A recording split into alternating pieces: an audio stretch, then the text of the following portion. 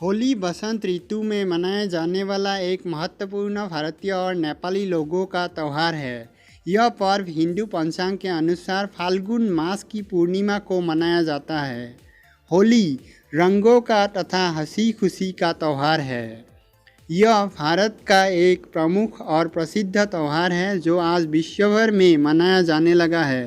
रंगों का त्यौहार कहा जाने वाला यह पर्व पारंपरिक रूप से 2 दिन मनाया जाता है। पहले दिन को होलिका जलाया जाता है जिसे होलिका दहन भी कहते हैं।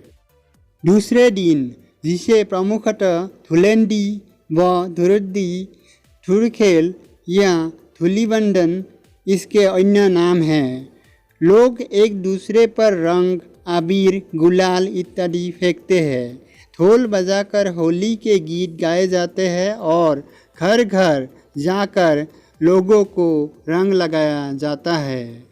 ऐसा माना जाता है कि होली के दिन लोग पुरानी कटुता को भूलकर गले मिलते हैं और फिर से दोस्त बन जाते हैं। एक दूसरे को रंगने और गाने बजाने का दौर दोपहर तक चलता है। इसके बाद स्नान करके विश्राम करने के बाद नए कपड़े पहनकर शाम को लोग एक दूसरे के घर मिलने जाते हैं, गले मिलते हैं और मिठाइयाँ खिलाते हैं। राग रंग का यह लोकप्रिय पर्व बसंत का संदेशवाहक भी है। राग अर्थात संगीत और रंग तो इसके प्रमुख अंग है ही, पर इनको उत्कर्ष तक पहुँचाने वाली प्रकृति भी इस समय रंग बिरंगे यौवन के साथ अपनी चरम अवस्था पर होती है। फाल्गुन माह में मनाए जाने के कारण इसे फाल्गुनी भी कहते हैं। होली का त्यौहार बसंत पंचमी से ही आरंभ हो जाता है। उसी दिन पहली बार गुलाल उड़ाया जाता है। इस दिन से फाग और धमार का गाना प्रारंभ हो जाता है। खेतों में सरसों खिल उठता है। पेड़ पौधे पशु पक्षी और मनुष्य सब उल्लास से परिपूर्ण हो जाते हैं। होली भारत का अत्यंत प्राचीन पर्व है जो होली होलिका या होलाका नाम से मनाया जाता है।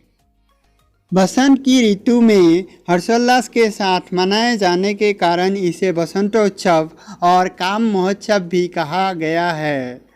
इतिहासकारों का मानना है कि आर्यों में भी इस पर्व का प्रचलन था, लेकिन अधिकतर यह पूर्वी भारत में ही मनाया जाता था। इस पर्व का वर्णन अनेक पुरातन धार्मिक पुस्तकों में मिलता है। इनमें प्रमुख है जैमिनी के पूर्व मीमांसा सूत्र और कथाग्रह सूत्र। नारद पुराण और भविष्य पुराण जैसे पुराणों की प्राचीन हस्तलिपियों और ग्रंथों में भी इस पर्व का उल्लेख मिलता है। विंध्य क्षेत्र के रामगढ़ स्थान पर स्थित ईसा से 300 वर्ष पुराने एक अभिलेख में भी इसका उल्लेख किया गया है। संस्कृत साहित्य में बसंत ऋतु और बसंतोत्सव अनेक कवियों के प्रिय विषय रहे हैं। सुप्रसिद्ध मुस्लिम पर्यटक अल-बरूनी ने भी अपने ऐतिहासिक यात्रा संस्मरण में होलिकोत्सव का वर्णन किया है। भारत के अनेक मुस्लिम कवियों ने अपनी रचनाओं में इस बात का उल्लेख किया है कि होलिकोत्सव केवल हिंदू ही नहीं मुस्लिम भी मनाते थे। सबसे प्रामाणिक इतिहास की तस्वीरें हैं मुग़ल काल की, और इस काल में होली के किस्से उत्सुकता जगाने वाले हैं। अकबर का जोधाबाई के साथ तथा जहांगीर का नूरजहां के साथ होली खेलने का वर्णन मिलता है। अकबर संग्रहालय के एक चित्र में जहांगीर को होली खेलते हुए दिखाया गया है।